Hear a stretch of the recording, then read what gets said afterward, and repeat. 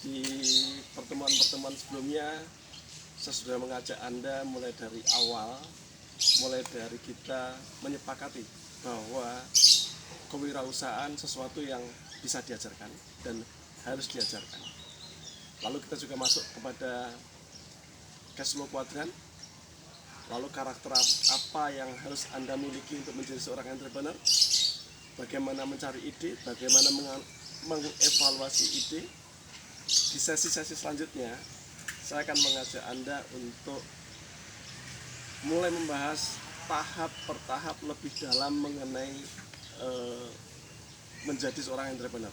Jadi Anda sudah memiliki usahanya, Anda jalankan, kita pelajari masing-masing bidang yang harus Anda perhatikan. Kita masuk ke sesi selanjutnya. Jadi teman-teman, setelah Anda mengikuti seluruh rangkaian mata kuliah kewirausahaan ini, tugas Anda adalah menyusun sebuah proposal usaha, sebuah business plan. Materi-materi yang saya sampaikan dari vlog kali ini sampai dengan vlog nanti di vlog terakhir, seluruhnya adalah bagaimana cara Anda menyusun proposal usaha. Jadi ending dari mata kuliah ini adalah Anda harus bisa membuat sebuah proposal usaha. Siap. Bismillahirrahmanirrahim. Teman-teman, lanjut di materi mata kuliah kewirausahaan kesehatan. Di sesi kali ini saya akan mengajak Anda untuk belajar sama-sama mengenai proposal usaha.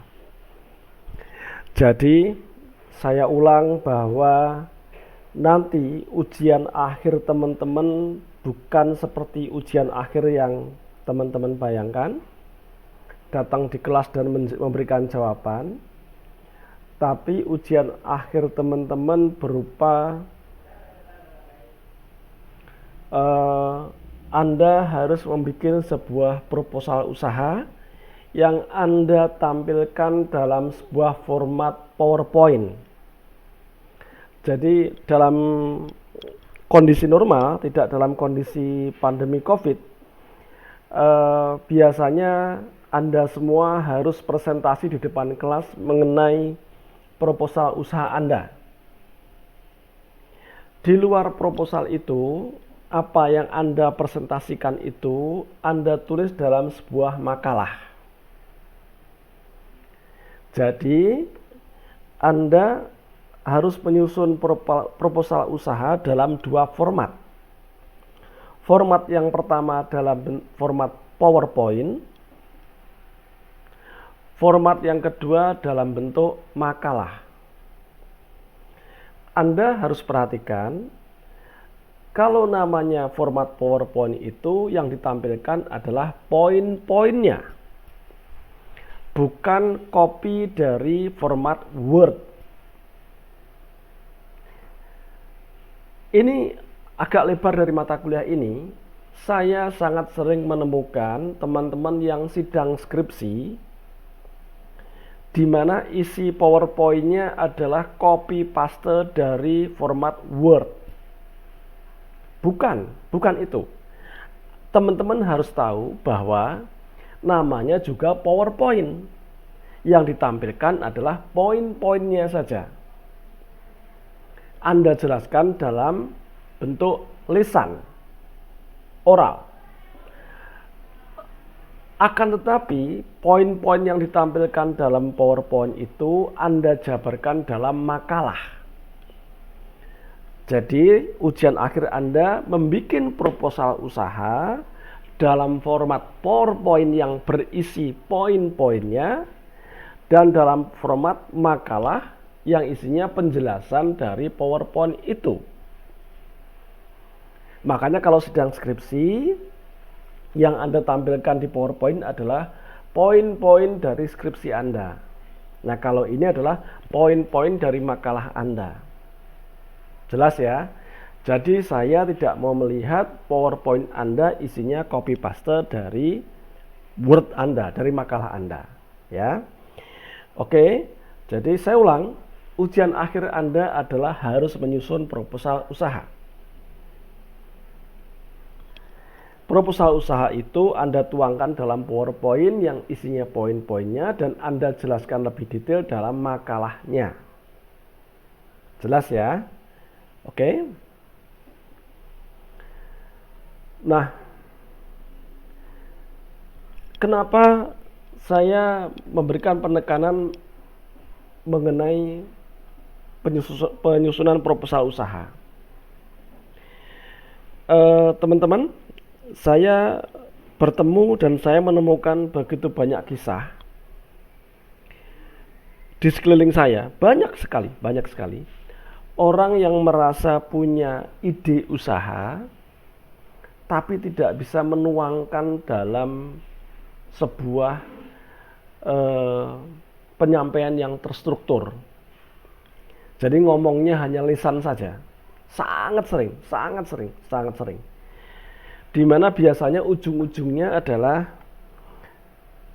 mereka ketemu saya minta tolong carikan modal, tolong carikan investor. Saya punya ide ini gitu. Tapi orang lain tidak bisa mengerti idenya itu karena tidak disampaikan secara terstruktur. Pasti Anda juga sering mendengar itu. Saya mau bikin sesuatu, tapi bagaimana mengoperasikannya, bagaimana cara memasarkannya, bagaimana aspek keuangannya, nggak bisa jawab sama sekali. Nah, mata kuliah ini, dengan Anda mengikuti mata kuliah ini, harapan saya adalah Anda bisa menyampaikan ide itu secara lebih terstruktur dibanding yang pernah saya temui yang hanya ngomong doang, hanya verbal saja. Ya, jelas ya. Jadi saya harapkan inilah yang membedakan Anda yang telah mengikuti mata kuliah ini, di mana ide Anda bisa Anda tuangkan dalam sebuah pemaparan yang terstruktur. Sepakat? Oke. Apa sih gunanya perencanaan usaha? Kenapa kita harus bikin perencanaan usaha? Ini adalah sebagai arah mau kemana usaha kita yang akan datang. Dan yang paling sering adalah dengan kita punya perencanaan, kita bisa menekan tingkat kesalahan. Lalu juga bisa mengantisipasi kalau ada perubahan lingkungan, ada perubahan selera konsumen, ada pesaing baru, ada teknologi baru. Kalau kita punya perencanaan, kita bisa mengantisipasi perubahan-perubahan itu, dan seterusnya, ya. Nah, kira-kira kalau kita ngomong sebuah proses perencanaan, diawali dari rencana awal,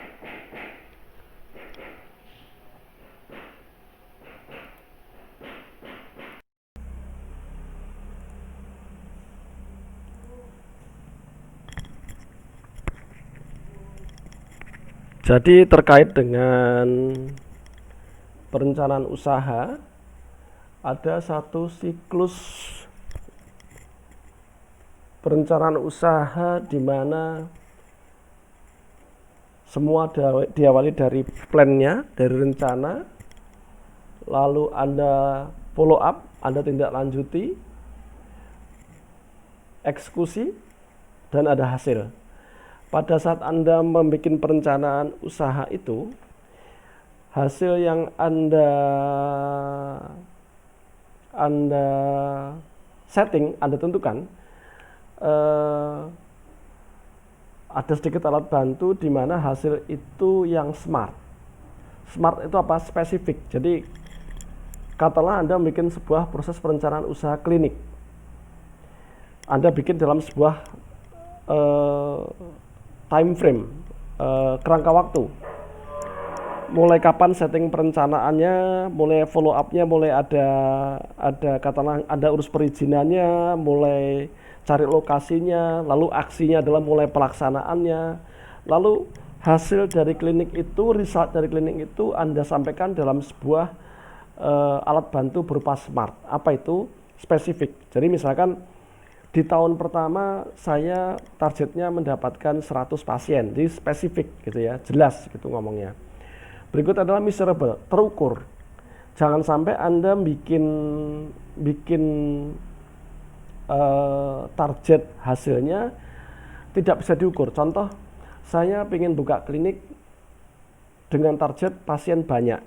Kata banyak itu kan sesuatu yang absurd ya. Jadi Anda harus tampilkan dalam eh, eh, target yang bisa diukur. Jangan bahasa-bahasanya bahasa yang normatif. Achievable, sesuatu yang bisa dicapai. Jadi kalau Anda bikin sebuah target, bikinlah target yang Anda yakin itu masuk akal. Tidak terlalu mudah dicapai, tapi juga tidak terlalu sulit dicapai. Misalkan Anda bikin klinik, Anda bikin rumah sakit. Target Anda di tahun pertama, Anda sudah bikin 100 tempat tidur semua terisi. Mungkin sesuatu yang agak susah untuk kita capai untuk di awal-awal usaha. Jadi bikin target itu harus sesuatu yang mungkin dicapai, realistik. Ya, jadi mirip dengan achievable, Anda harus realistis. Anda harus realistis. Dengan sumber daya yang ada, Anda bisa mencapai apa? Ya, timely. Dalam koridor waktu. Jadi Anda jangan sampai tidak ada koridor waktu, tidak ada target waktu, berjalan tanpa ada koridor waktu. Nah, itulah mestinya di dalam perencanaan usaha itu ada kerangka-kerangka yang kira-kira menggambarkan mulai kapan perencanaannya, bagaimana follow up-nya, bagaimana Anda eksekusi menjadi sebuah aksi, dan aksi itu ada hasilnya. Hasilnya itu tergambarkan dalam alat bantu yang smart, spesifik, jelas gitu ya, measurable, terukur, achievable, sesuatu yang bisa dicapai, realistis, dan timely dalam sebuah kerangka waktu. Itulah hakikatnya sebuah proses perencanaan. Nah, terkait dengan Anda memulai usaha, tentu ada beberapa pertanyaan penting yang harus Anda jawab dalam perencanaan ini. Jadi bagaimana Anda bisa memulainya, berapa dana yang Anda perlukan, kapan dimulai, di mana tempatnya, siapa yang menjalankan, bagaimana proyeksi keuntungannya, bagaimana risiko-risikonya. Itu semua mestinya tampil dalam rencana usaha Anda, dalam proposal bisnis Anda. Inilah yang harus Anda jawab dalam proposal Anda. Ya, teman-teman, di dalam bisnis ada 3 elemen utama bisnis. Ya, saya tidak mengartikan bahwa di luar ini tidak penting, bukan yang utama, tapi saya kelompokkan menjadi 3 elemen utama, di mana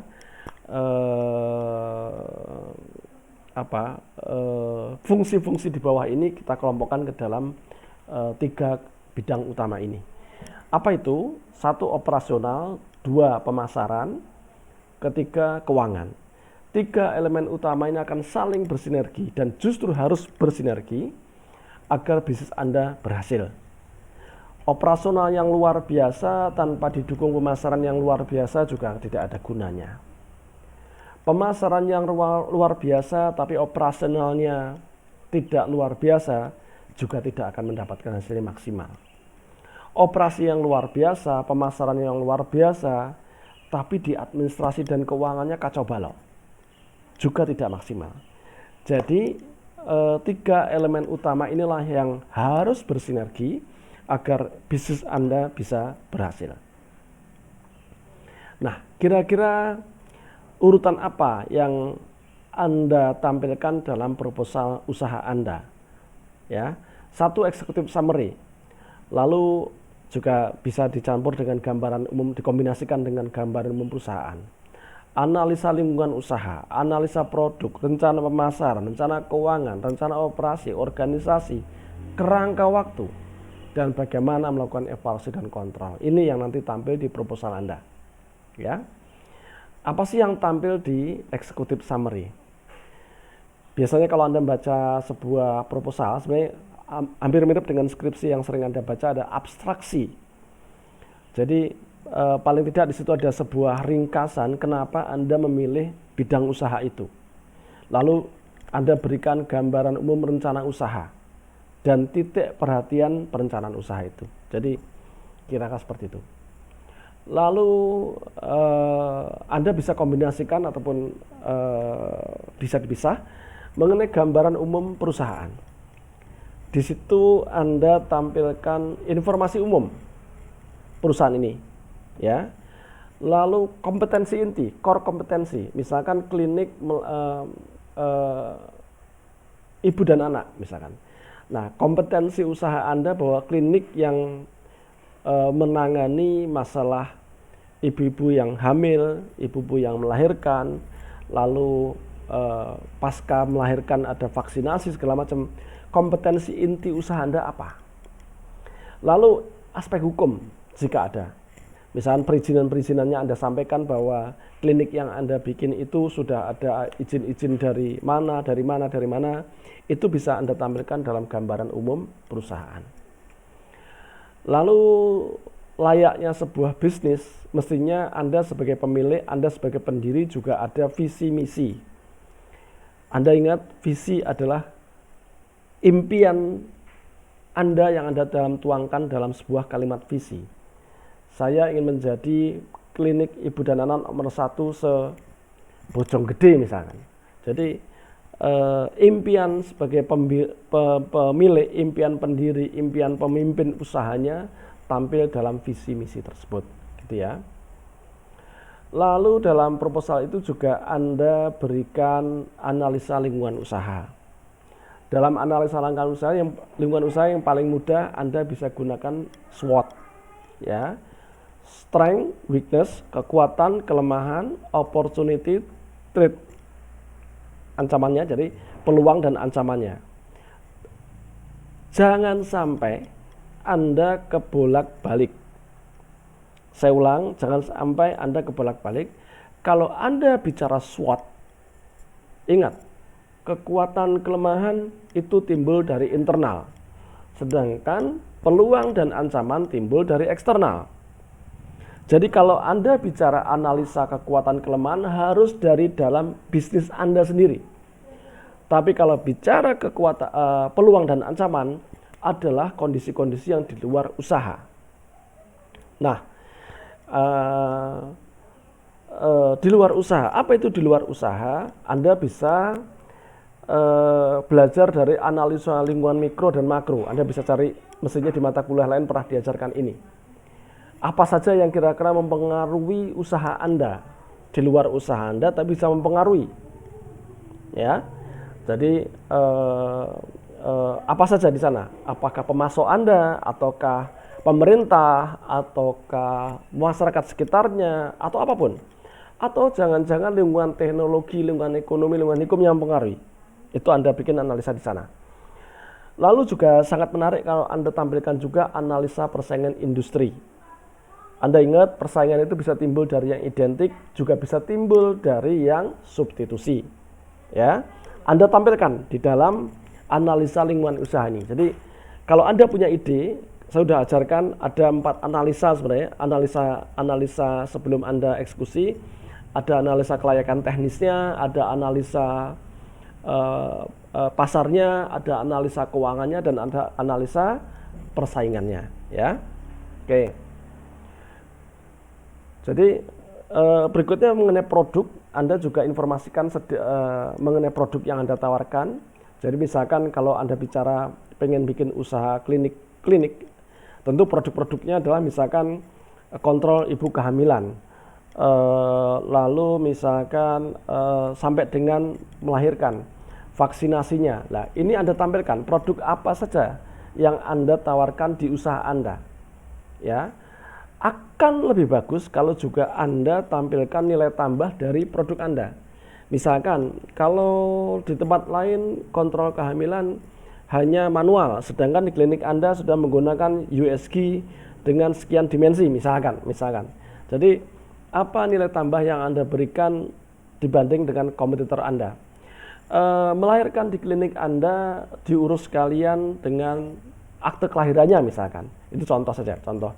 Jadi apa nilai tambah yang Anda berikan sehingga membedakan antara produk jasa yang Anda tawarkan dibanding kompetitor Anda? Itu Anda tampilkan dalam bab ini, ya. Lalu juga Anda menarik kalau Anda tampilkan strategi harga produk. Jadi Di sebelah sana ada rumah sakit ibu anak yang besar, di sana ada yang besar. Harga produk ini sekian, di tempat saya sekian. Karena saya klinik yang lebih efisien dibanding rumah sakit misalkan gitu ya. Jadi strategi harga produknya bisa Anda tampilkan di sini. Lalu rencana pemasaran. Bagaimana strategi pemasarannya? Bagaimana marketing mix-nya? Khusus mengenai ini nanti akan saya berikan satu sesi khusus mengenai rencana pemasaran ini. Jadi seperti yang saya sampaikan bahwa materi-materi setelah UTS adalah satu sesi itu menunjang satu bab yang akan Anda tampilkan di proposal Anda. Jadi kalau di proposal Anda bicara rencana pemasaran, maka saya akan memberikan satu sesi khusus bagaimana membuat rencana pemasaran. Ya, sama dengan rencana keuangan juga akan saya sampaikan satu sesi khusus terkait dengan rencana keuangan. Oke. Rencana operasi, nanti di sesi berikutnya saya akan sampaikan rencana operasi. Jadi dalam tiap bab-bab proposal Anda, dalam setiap sub-sub proposal Anda jelaskan mengenai bidang-bidang ini. Ya. Apa yang Anda lakukan terkait dengan operasional, apa yang Anda lakukan terkait dengan keuangannya, apa yang Anda lakukan terkait dengan pemasarannya. Itu semua harus tampil dalam susunan proposal usaha Anda. Karena seperti tadi yang saya sampaikan di awal, saya sangat sering melihat, mendengar, dan menerima orang yang punya ide tapi tidak bisa menyampaikan pikirannya secara terstruktur. Kalau Anda sudah ketemu saya, Anda sudah ikut mata kuliah saya, itu harus Anda patahkan. Anda punya ide dan Anda bisa menyampaikan secara terstruktur sehingga orang lain bisa mengerti. Itu yang membedakan Anda dari orang lain. Oke? Rencana organisasi, bagaimana struktur organisasinya Anda tampilkan, siapa leadernya, siapa timnya, semua Anda tampilkan di sini. Lalu beberapa posisi kunci bisa Anda tampilkan profilnya lebih lengkap. Misalkan katakanlah dokternya, dokter pengampunya, dengan jam terbang bla bla bla bla, itu sangat menjual sekali ya. Tenaga labnya sudah alumni dari lab kesehatan yang besar-besar, itu akan sangat menjual sekali. Jadi profil track record para pengelola sangat menjual dari proposal Anda ya. Pendidikannya sudah sampai di mana-mana, itu semua sesuatu yang bisa dijual. Kerangka waktu, ingat, kalau Anda bikin perencanaan, bikinlah kerangka waktu. Jangan sampai segala sesuatu itu tidak ada kerangka waktunya. Karena kalau nggak ada kerangka waktunya, artinya itu juga akan biasanya tidak ada endingnya. Ya, bikinlah kerangka waktu. Kapan ada rencana awal? Kapan mulai ada follow up-nya? Kapan ada aksinya? Ya, itu sebagai urutan kerja agar tidak tumpang tindih. Jelas? Nah. Terakhir adalah evaluasi dan kontrol. Nanti sedikit saya singgung di area keuangan, bagaimana cara kita mengukur keberhasilannya. Oke, itu semua Anda tampilkan dalam proposal usaha Anda.